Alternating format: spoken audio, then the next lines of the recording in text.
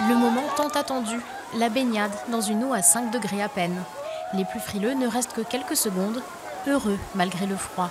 Le plus dur, c'est de rentrer. Une fois qu'on est dedans, c'est vrai qu'on est dans la foule et ça motive.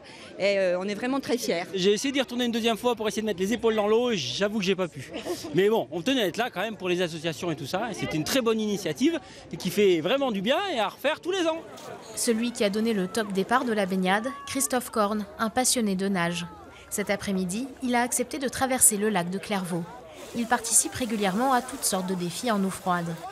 De sortir du confort, de la zone de confort, on l'apprécie plus avant. C'est-à-dire que si vous êtes toujours dans quelque chose de facile et puis d'agréable, vous appréciez plus les petits moments, les petites choses de la vie.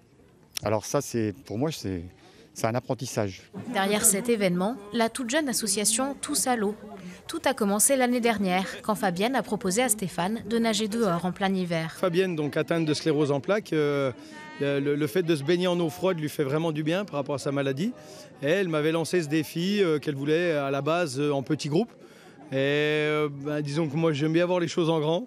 Donc j'ai vu tout de suite quelque chose qui pourrait être intéressant de faire, d'en créer un événement. L'année dernière, on passait 50 personnes, une bande de copains qui étaient... Et puis non, ça a fait boule de neige, Facebook, tout ça, ça a fait... Et voilà, on n'est pas si fous que ça, tout compte fait, ou alors on est beaucoup de fous. Cette année encore, la baignade a rassemblé 150 personnes. Les fonds récoltés seront distribués à plusieurs associations. Rendez-vous est déjà pris dans un an pour un nouveau défi bain.